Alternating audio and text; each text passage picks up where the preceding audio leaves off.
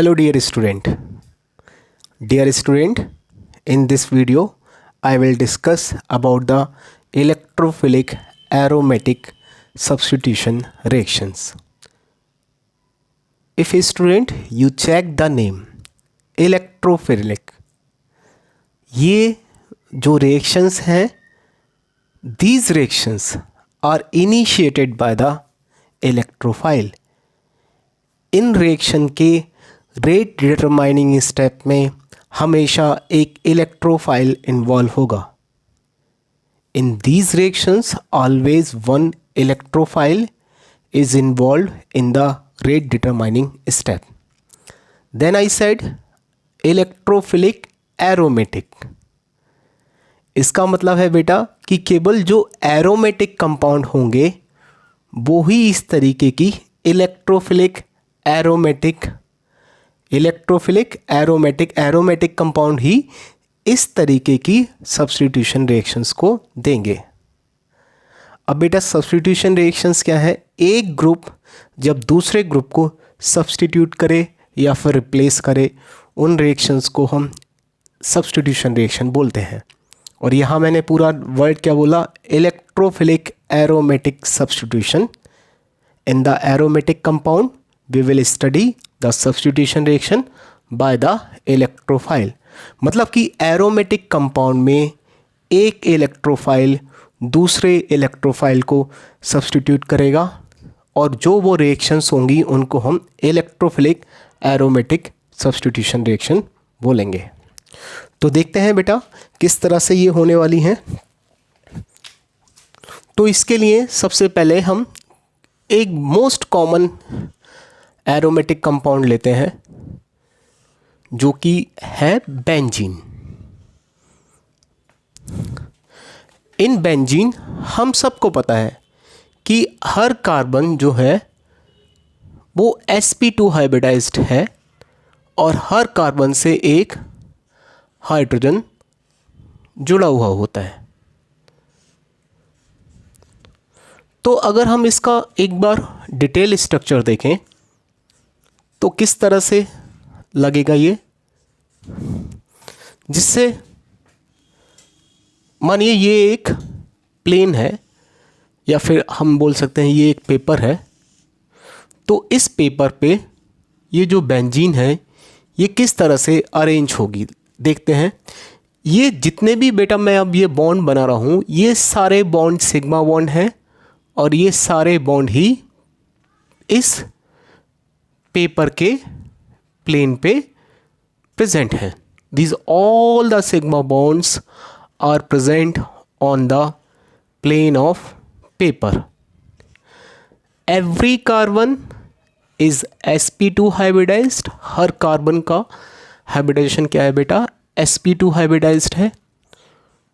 तो हर कार्बन के पास एक प्योर px या फिर py ऑर्बिटल भी होगा जो कि पाई बॉन्ड में इन्वॉल्व करेगा. तो देखते हैं यहाँ हम मान लेते हैं कि py ऑर्बिटल है जो कि पाई बॉन्ड में इन्वॉल्व हो रहा है. तो हर कार्बन पे एक py ऑर्बिटल होगा जो कि हम मानते हैं इस पेपर के परपेंडिकुलर है, मतलब इस पेपर के ऊपर और आधा लोब नीचे.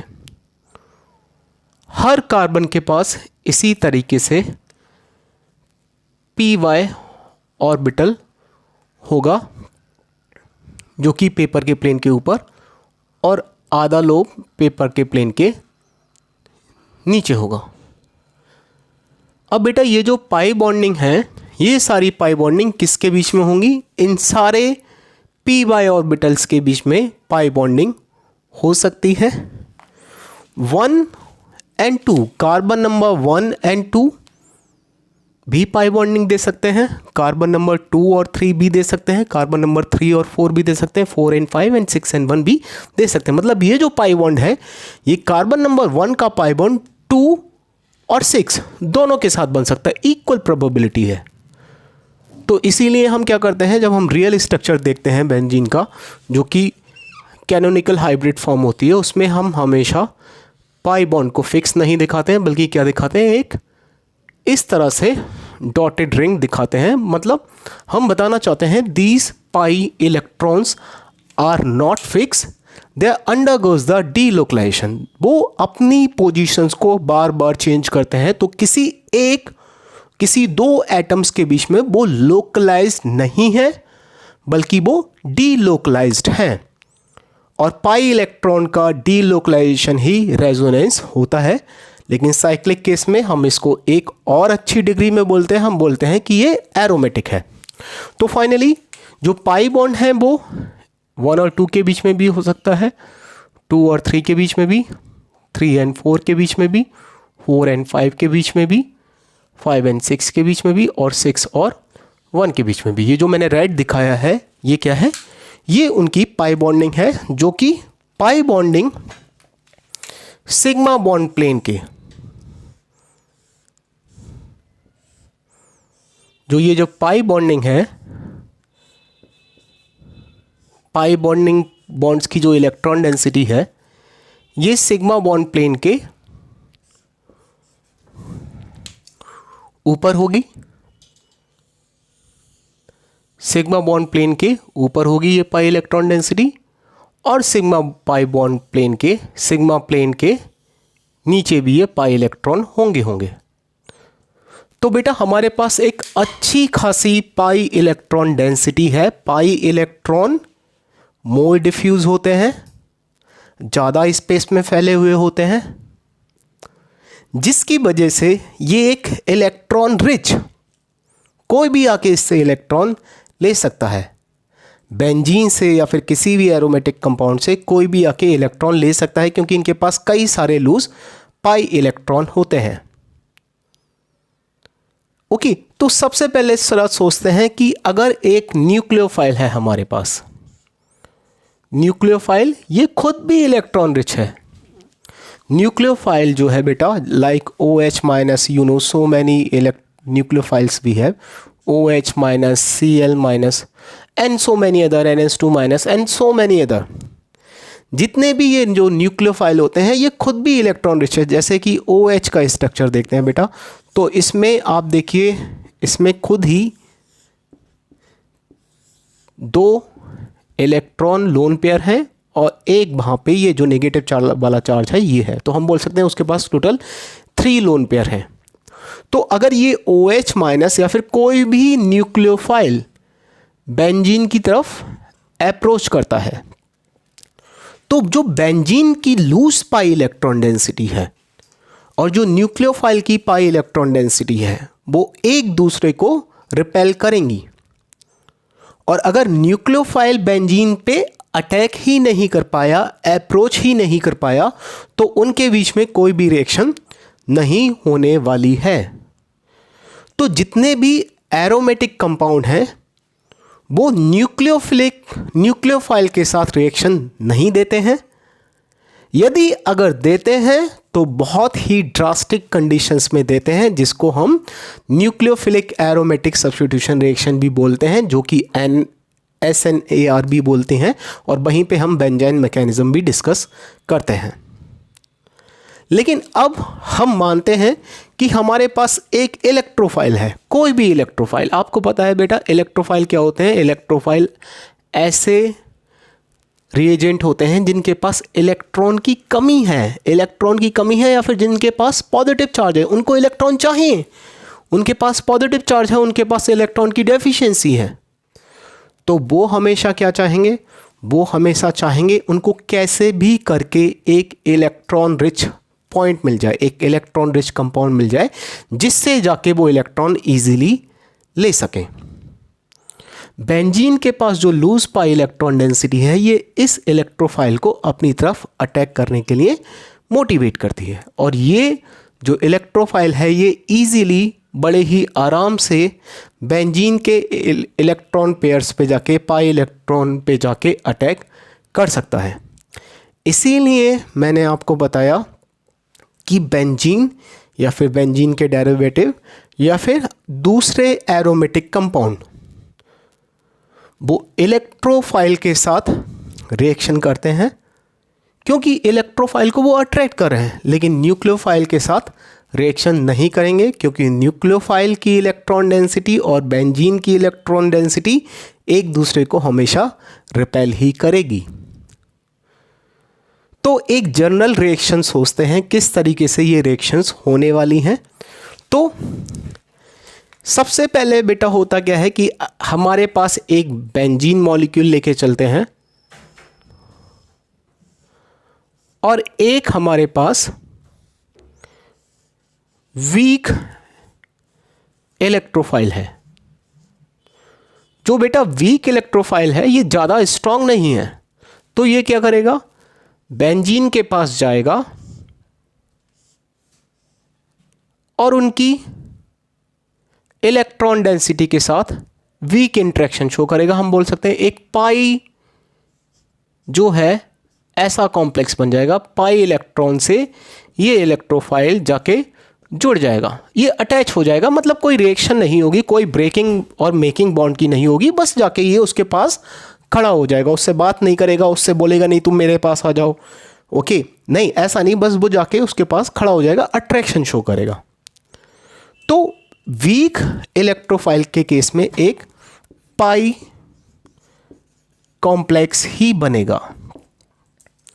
वो जो इलेक्ट्रोफाइल है वो इतना स्ट्रॉन्गर नहीं है कि बेंजीन के पाई बॉन्ड को तोड़ दे। क्यों? क्योंकि हमें पता है बेंजीन के पास अगर तीनों पाई बॉन्ड जैसे के तैसे हैं, इंटैक्ट हैं, तो वो एरोमेटिक है। अगर आपने पाई बॉन्ड तोड़ दिया तो उसकी एरोमेटिसिटी लॉस हो जाती है, वो एरोमेटिक कैरेक्टर लूज कर देगा और वो अनस्टेबल हो जाएगा। लेकिन यदि हमारे पास एक स्ट्रॉन्गर इलेक्ट्रोफाइल है, उस केस में क्या होगा,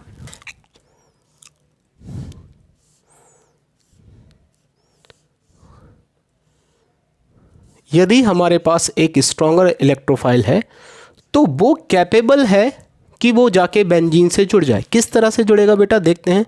ये जो पाई इलेक्ट्रॉन है, ये पूरा का पूरा पाई इलेक्ट्रॉन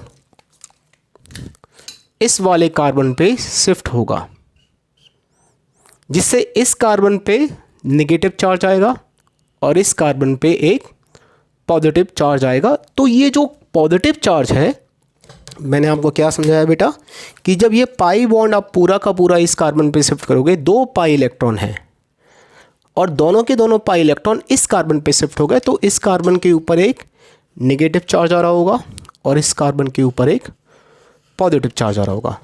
तो ये जो इलेक्ट्रोफाइल है ये तो इलेक्ट्रॉन लविंग है। इलेक्ट्रॉन लविंग होने की वजह से ये उस कार्बन पे जाके अप्रोच करेगा जहाँ पे कि नेगेटिव चार्ज है, और फाइनली ये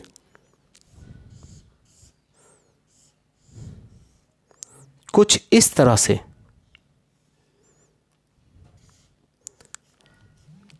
बेंजीन से जाके जुड़ जाएगा। हमारे पास इस कार्बन पे पॉजिटिव चार्ज होगा और बेटा इस कार्बन पे एक हाइड्रोजन ऑलरेडी लगा हुआ है। ये जो कॉम्प्लेक्स बना है, ये कॉम्प्लेक्स पाई सिग्मा बॉन्ड के थ्रू बना है, इसीलिए हम इसको सिग्मा कॉम्प्लेक्स कह सकते हैं। इस जो ये स्ट्रक्चर है ये रेजोनेंस स्टेबलाइज स्ट्रक्चर है। इसमें आगे रेजोनेंस होगा जो कि इस पूरे स्ट्रक्चर को स्टेबलाइज कर सकता है। कैसे, देखते हैं। ये पॉजिटिव चार्ज सबसे पहले डीलोकलाइज होगा इस कार्बन के साथ। क्या रेजोनेंस स्ट्रक्चर आएगा, नेक्स्ट रेजोनेटिंग स्ट्रक्चर कुछ इस तरह से होगा। पॉजिटिव चार्ज इस वाले कार्बन पे शिफ्ट हो जाएगा और यहाँ भी हमारे पास एक पाई बॉन्ड होगा। नेक्स्ट डीलोकलाइजेशन में अब ये वाला पाई इलेक्ट्रॉन इस लोकेशन पे ट्रांसफर होगा, जिसकी वजह से हमारे पास एक और रेजोनेटिंग स्ट्रक्चर आएगा। इस रेजोनेटिंग स्ट्रक्चर में क्या होगा,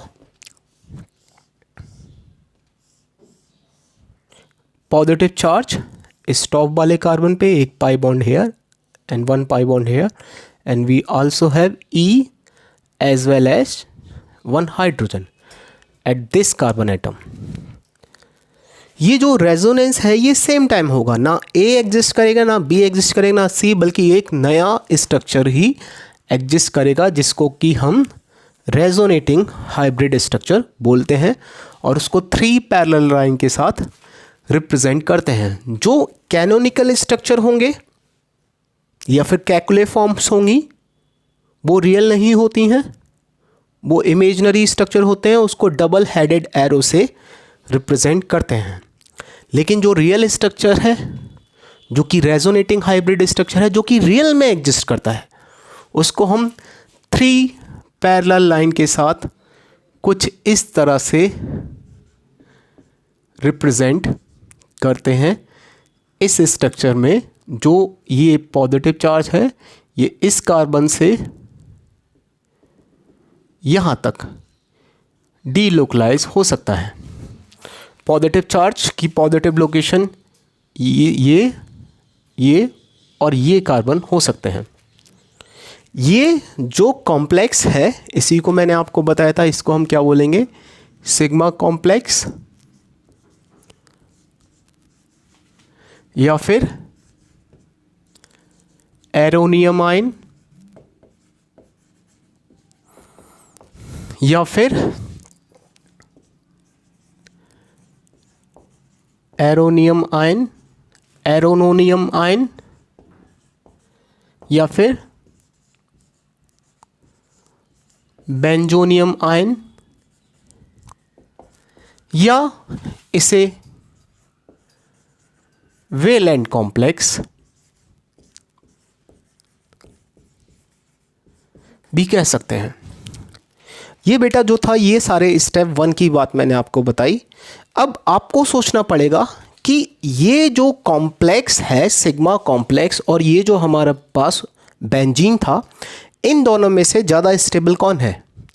बेंजीन एरोमेटिक है, ऑक्टेट सारे पूरे हैं, जिसकी वजह से ये बेंजीन जो है ये काफ़ी स्टेबल स्ट्रक्चर है। लेकिन यहाँ पे इस कार्बन का ऑक्टेट इनकम्प्लीट है, ये इंटरमीडिएट है। इंटरमीडिएट स्टेबल नहीं होते, वो लॉन्गर टाइम तक एग्जिस्ट नहीं कर सकते, उनकी लाइफ बहुत ही कम होती है, तो ये अनस्टेबल है। तो हम एक स्टेबल सिस्टम को एक अनस्टेबल सिस्टम में कन्वर्ट कर रहे हैं। क्या ये इजी होगा? क्या ये जल्दी से हो जाएगा या फिर ये डिफ़िकल्ट है?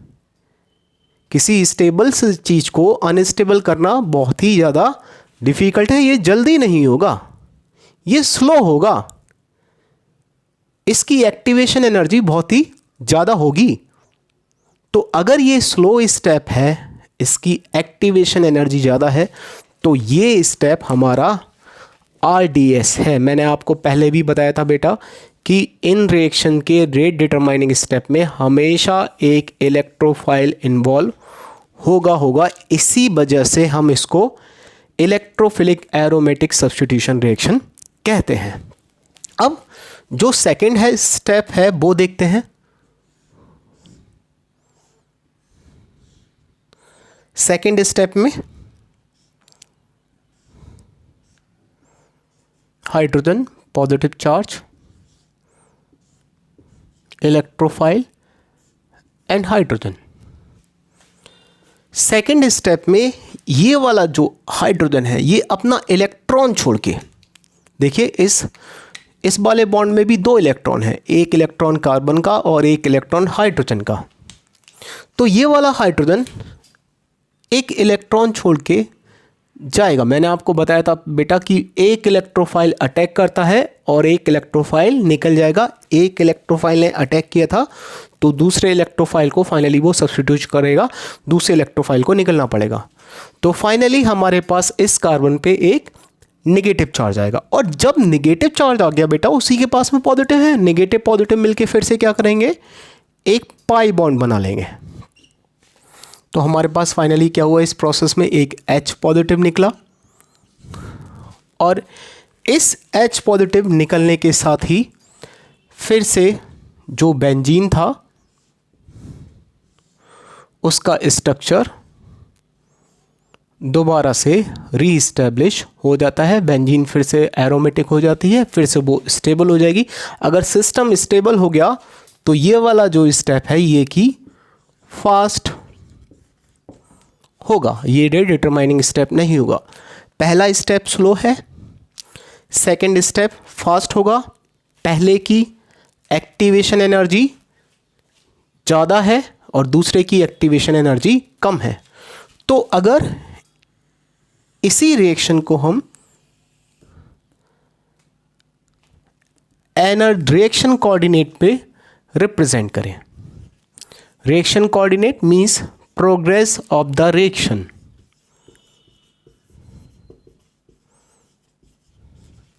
वर्सेस एनर्जी,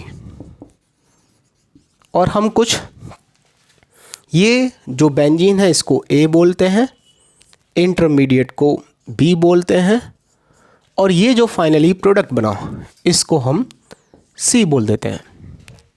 इनिशियली ये जो एनर्जी है, यहाँ पे तो एनर्जी जीरो होगी किसी एक पॉइंट पे, ये जो एनर्जी है ये ए की एवरेज एनर्जी है, उसको हमें एक्टिवेशन एनर्जी देनी पड़ेगी क्योंकि वो स्लो स्टेप है, इसलिए एक्टिवेशन एनर्जी उसकी काफ़ी ज़्यादा होने वाली है। तो ये जो मैंने आपको दिखाई हाइट एनर्जी डायग्राम पे, ये एक्टिवेशन एनर्जी 1 है जो कि काफ़ी ज़्यादा होगी। इसके बाद ये हमारे पास एक इंटरमीडिएट बना होगा कहीं पे, जो कि इंटरमीडिएट है बी। अब सेकेंड स्टेप में एक इलेक्ट्रोफाइल का रिमूवल होने वाला है, ये फास्ट स्टेप है, इसकी एक्टिवेशन एनर्जी कम है, तो इसकी एक्टिवेशन एनर्जी कम है देखिए ये, और फाइनली हमारे पास जाके एक प्रोडक्ट बनेगा सी। ये जो गैप है ये एक्टिवेशन एनर्जी शो करता है, activation energy for the second process. और आपको याद रखना है कि जो भी सब्स्टिट्यूशन रिएक्शंस हैं वो रिएक्शन एक्सोथर्मिक ही होती हैं। तो अल्टीमेटली जो सी बनेगा वो एनर्जी डायग्राम पे ए से नीचे ही बनेगा, तो इस प्रोसेस में एनर्जी रिलीज होगी। अब अगर इस रिएक्शन के रेट के बारे में सोचें, भाई रिएक्शन तो होगी, ठीक है, रेट कैसा होगा, रेट किस पे डिपेंड करेगा? तो कुछ फैक्टर हैं जो कि बहुत ही इजी हैं, उन्हीं के बारे में हमें सोचना है। अगर अगर इलेक्ट्रोफाइल बहुत ज़्यादा इलेक्ट्रॉन डेफिशिएंट है, मेरे पास वैसे की बहुत ज़्यादा कमी है, तो मैं क्या करूँगा, जल्दी से पैसा कमाने के बारे में सोचूंगा, और कोई अगर मुझे पैसा देगा तो जल्दी से उसको छीनने की कोशिश करूँगा। तो अगर इलेक्ट्रोफाइल हाईली इलेक्ट्रॉन डेफिशिएंट है तो वो अनस्टेबल भी होगा, इलेक्ट्रॉन की डेफिशिएंसी भी होगी, और वो जल्दी से जल्दी इलेक्ट्रॉन को पाने की कोशिश करेगा। जल्दी से जल्दी मीन्स वो फास्टर वे में जाके बेंजीन पे अटैक करेगा। तो हमारे पास इलेक्ट्रॉन डेफिशिएंसी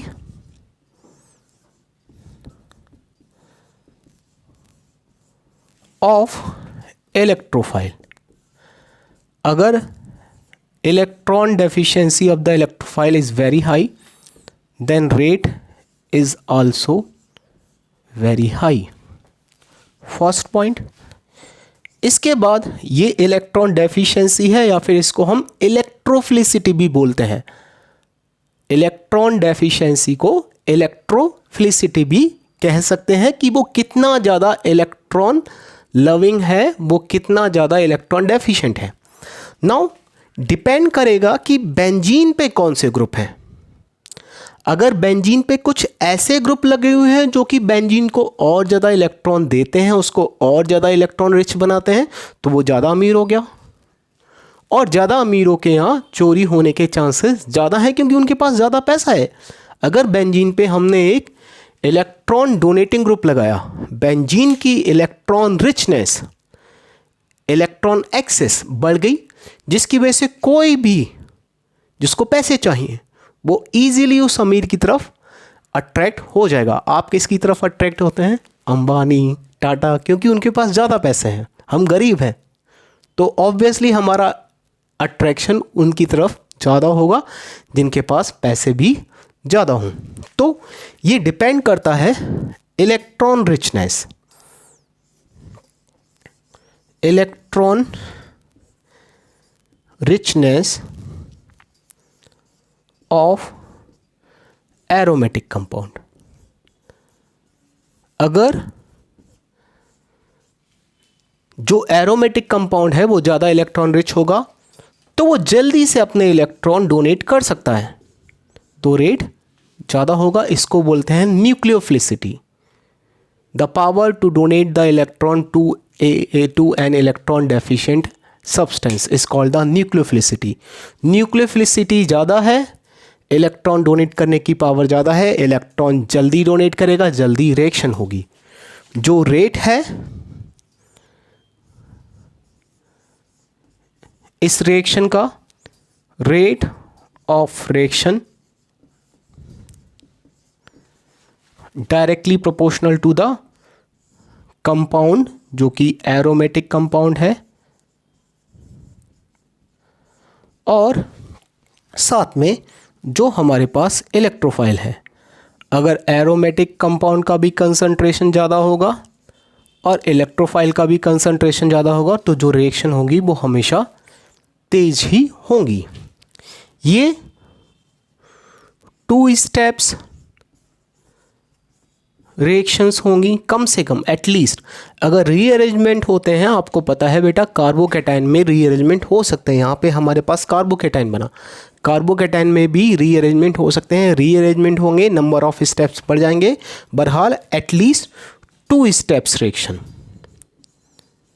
हर स्टेप की एक एक्टिवेशन एनर्जी होगी। तो एटलीस्ट 2 स्टेप की रिएक्शन है तो 2 एक्टिवेशन एनर्जी होंगी। और यहाँ first step is the rate determining, then activation energy of the first step is more than activation energy of the second step. Okay, कुछ एग्जाम्पल देखते हैं। वैसे कि आपको पता ही होगा मेनली 4 रिएक्शंस हैं जो कि हमें डिस्कस करनी होती है। Nitration of benzene, halogenation of benzene, sulphonation of benzene and Friedel-Crafts reaction. In the Friedel-Crafts reaction, further we have the 2 part, Friedel-Crafts alkylation and Friedel-Crafts acylation. So first let's discuss the nitration of benzene.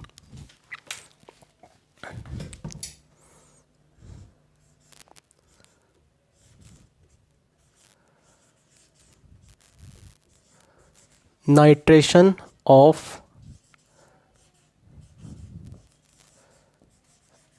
Benzene. Overall reaction क्या होगी? Overall reaction में benzene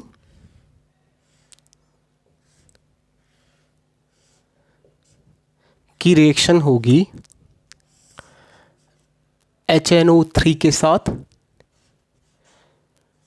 कोई एक और भी acid होगा जो कि स्ट्रॉन्गर एसिड है हमेशा HNO3 से। क्यों, मैं आपको बताऊंगा। कितना टेम्परेचर रखेंगे? करीब 50 से 55 डिग्री सेंटीग्रेड पे ये रिएक्शन परफॉर्म की जाती है। फाइनली क्या होगा बेटा, यहाँ पे बेंजीन में एक नाइट्रो ग्रुप आ जाता है, जो कि आपको पता है कई बार एनिलीन बनाने के लिए बेस रिएक्शन यूज़ करते हैं हम, उसको नाइट्रो से उसका रिडक्शन करा के एनिलीन से हम उसको एजो कंपाउंड वगैरह बना सकते हैं। तो ये जो ओवरऑल रिएक्शन मैंने आपको बताई, इसी रिएक्शन को हम नाइट्रेशन ऑफ बेंजीन बोलते हैं। ये भी एक इलेक्ट्रोफिलिक एरोमेटिक सब्स्टिट्यूशन रिएक्शन होगी। रिएक्शन किस तरह से होती है उसकी मैकेनिज्म देखते हैं। मैंने आपको बोला बेटा कि यहाँ पे मैंने कहा कि जो दूसरा एसिड है ये हमेशा HNO3 से स्ट्रॉन्गर होना चाहिए। तो जो हमारे पास फर्स्ट स्टेप है इसको हम बोलते हैं जनरेशन ऑफ इलेक्ट्रोफाइल। इस स्टेप में सिंपली इलेक्ट्रोफाइल जनरेट होगा, इसमें इलेक्ट्रो एरोमेटिक कंपाउंड का कोई भी रोल नहीं है। कैसे? H2SO4 HNO3 से ज़्यादा स्ट्रॉन्गर एसिड है, तो ये अपना H पॉजिटिव डोनेट करेगा और खुद कन्वर्ट हो जाएगा HSO4 माइनस में। अब HNO3 का स्ट्रक्चर देखते हैं। डबल बॉन्ड O, एक कोऑर्डिनेट बॉन्ड भी होगा यहाँ पे ऑक्सीजन और नाइट्रोजन के बीच में, और एक OH। नाउ इस ऑक्सीजन के पास 2 इलेक्ट्रॉन पेयर है, ये इलेक्ट्रॉन रिच है, और ये जो H पॉजिटिव है इसको इलेक्ट्रॉन चाहिए, तो ये कहाँ जाके अटैक करेगा? ये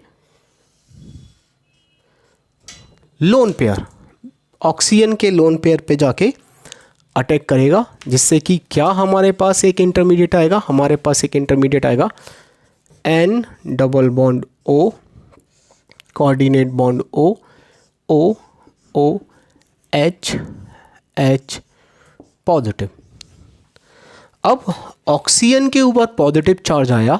oxygen is the second higher most electronegative element.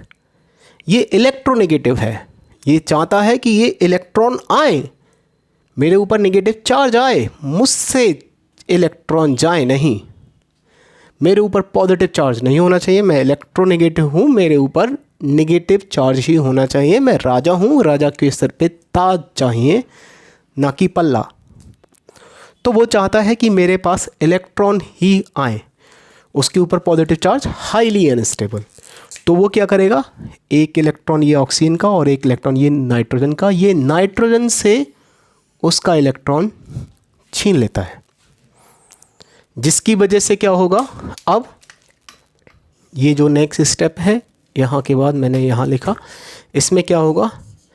NO2 positive बनेगा, ऑक्सीजन के ऊपर पॉजिटिव चार्ज है, ऑक्टेट कंप्लीट है, नाइट्रोजन के ऊपर पॉजिटिव चार्ज है बट ऑक्टेट कंप्लीट है। यहाँ पे भी ऑक्सीजन के ऊपर पॉजिटिव चार्ज तो था, लेकिन ऑक्टेट वहाँ भी कंप्लीट था, और साथ में एक वाटर मॉलिक्यूल भी रिमूव होगा। अब ये इंटरमीडिएट A है और ये इंटरमीडिएट B है। ओके, तो आपको याद रखना है कि यहाँ पे मोर इलेक्ट्रोनेगेटिव के ऊपर पॉजिटिव चार्ज है विद द कंप्लीट ऑक्टेट, यहाँ पे लेस इलेक्ट्रोनेगेटिव के ऊपर पॉजिटिव चार्ज है with the octet complete. So this one become the more stable, B is more stable than the A.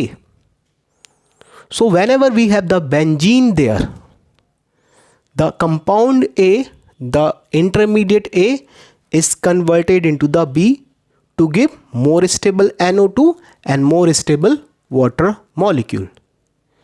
अब ये जो हमारे पास NO2 पॉजिटिव बना, इसको हम नाइट्रोनियम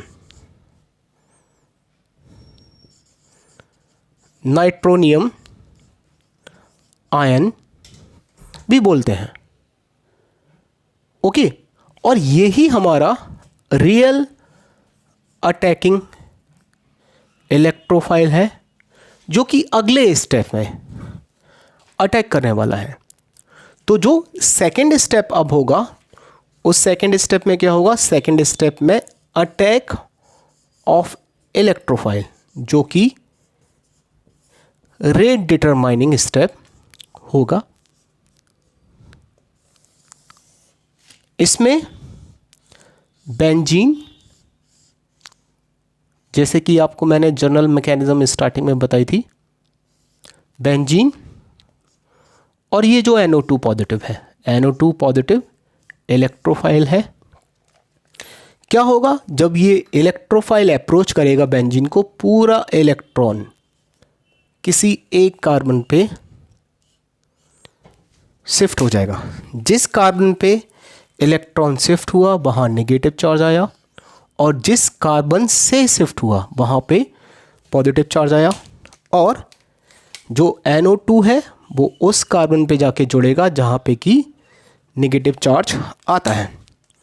तो अब क्या होगा?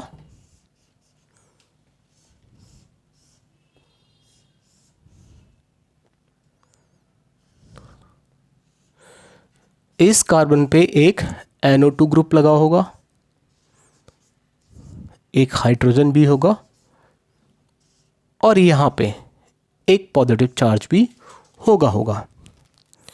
और ये जो पॉजिटिव चार्ज है ये वापस डीलोकलाइज होगा, जैसे कि हमें पता है एक जनरल मैकेनिज्म में मैंने बताया था। अब थर्ड स्टेप में क्या होगा?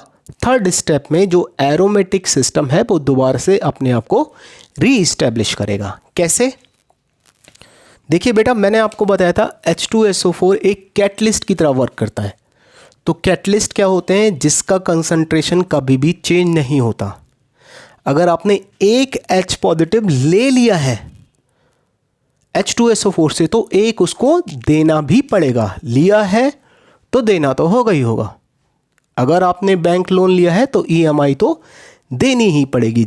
उसी तरह से ये भी एक कैटलिस्ट है, कंसंट्रेशन अनचेंज होगा। अगर H पॉजिटिव हमने एक लिया है H2SO4 से तो उसको दोबारा से एक देना भी पड़ेगा। कैसे? देखते हैं।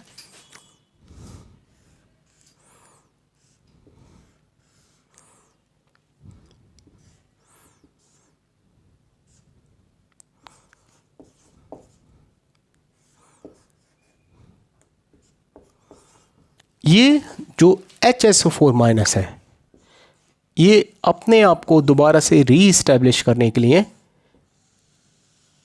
इस हाइड्रोजन को निकालेगा, H पॉजिटिव को। ये जो इलेक्ट्रॉन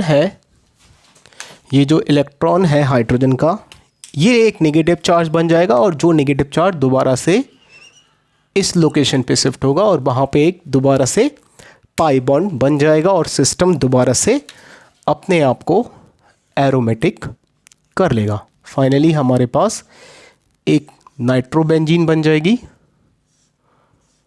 और दोबारा से H2SO4 रीजनरेट हो जाता है, जो कि इस रिएक्शन को फर्दर कैटलिस्ट एक्शन प्रोवाइड करता रहेगा। आपको मैंने बताया था बेटा कि H2SO4 के अलावा आप कोई दूसरा स्ट्रॉन्गर एसिड भी यूज़ कर सकते हो। क्यों? क्योंकि H2SO4 का रोल क्या है रिएक्शन में? ये रिएक्शन में पार्टिसिपेट नहीं कर रहा, ये कैटलिस्ट है, ये अनचेंज रहेगा। इसका काम क्या है? पहले एक H पॉजिटिव देना और रिएक्शन के एंड में एक H पॉजिटिव ले लेना ताकि सिस्टम दोबारा से एरोमेटिक हो जाए। तो H2SO4 की जगह आप कोई भी स्ट्रॉन्गर एसिड लाइक HClO4 भी आप यूज़ कर सकते हो। बस वो एसिड जो है वो H2SO4 से स्ट्रॉन्गर होना चाहिए। इसके बाद क्या केवल ये ही एक मिक्सचर है जो कि नाइट्रेशन करा सकता है? नहीं, ऐसा नहीं है। कई और सारे भी रिएजेंट हम यूज़ कर सकते हैं नाइट्रेशन के लिए, जैसे कि आपको मैं नेक्स्ट बताता हूँ। नेक्स्ट है हमारे पास, अगर हम बेंजीन की रिएक्शन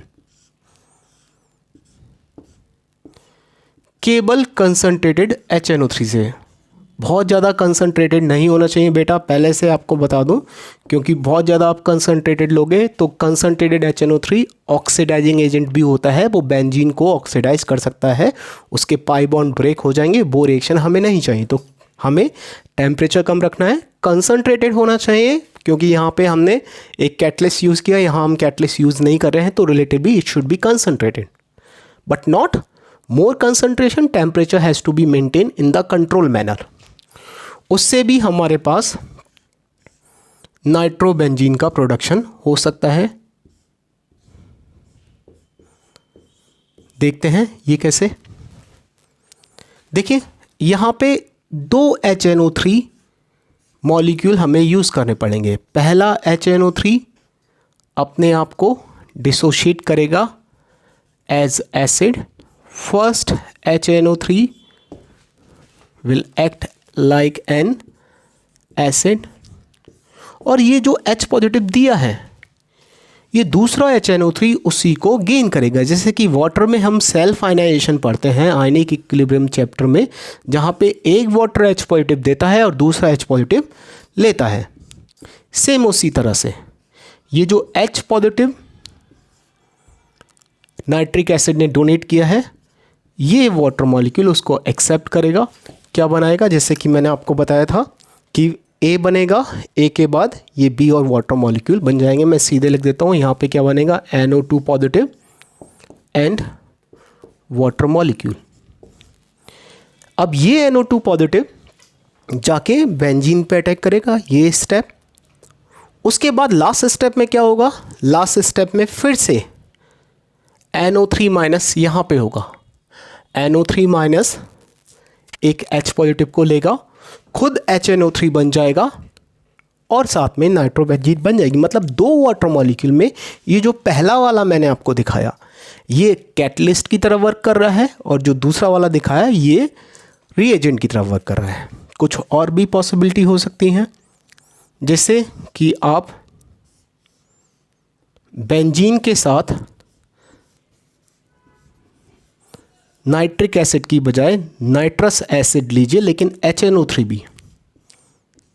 इस केस में क्या होगा बेटा, HNO3 H पॉजिटिव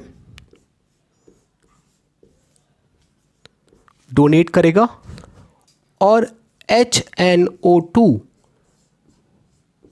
उस H पॉजिटिव को एक्सेप्ट करेगा, तो सेम रिएक्शन होगी यहाँ पे। फिर क्या बनेगा, HOHN double bond O positive charge, यहाँ से एक वाटर मॉलिक्यूल निकलेगा, क्या बनेगा, H2O plus NO nitrosonium ion. अब ये नाइट्रोसोनियम आयन बेंजीन पे अटैक करेगा, बिल्कुल सेम मैकेनिज्म दोबारा से होगी। और फाइनली हमारे पास एक पहले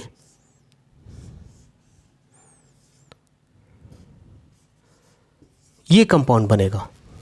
लास्ट टाइम NO2 पॉजिटिव ने अटैक किया तो नाइट्रो ग्रुप आया, अब नाइट्रोसोनियम आयन ने अटैक किया तो नाइट्रोसो ग्रुप आया। लेकिन यहाँ पे हमारे पास कंसंट्रेटेड HNO3 भी है, और कंसंट्रेटेड HNO3 एक ऑक्सीडाइजिंग एजेंट होता है जो कि इस NO ग्रुप को फर्दर ऑक्सीडाइज कर सकता है दोबारा से NO2 में। तो एक पॉसिबिलिटी क्या है, HNO3 H2SO4 यूज़ करिए। दूसरी पॉसिबिलिटी क्या है, केवल HNO3 यूज़ करिए। तीसरी पॉसिबिलिटी क्या है, HNO2 HNO3 यूज़ करिए। और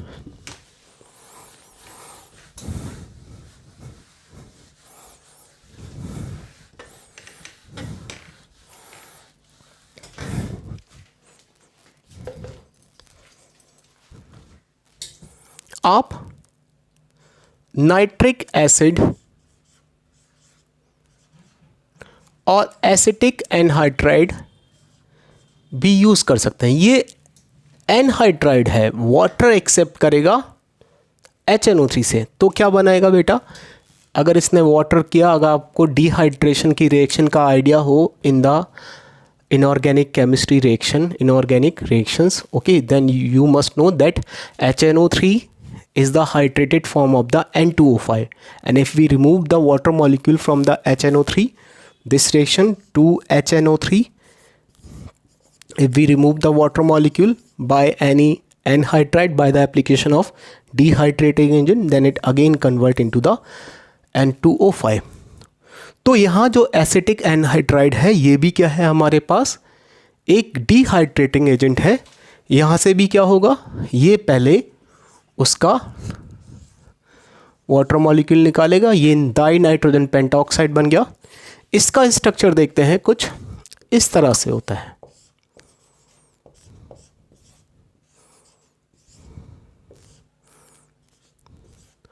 और इस स्ट्रक्चर में क्या खास होता है बेटा, ये वाला बॉन्ड ब्रेक होगा,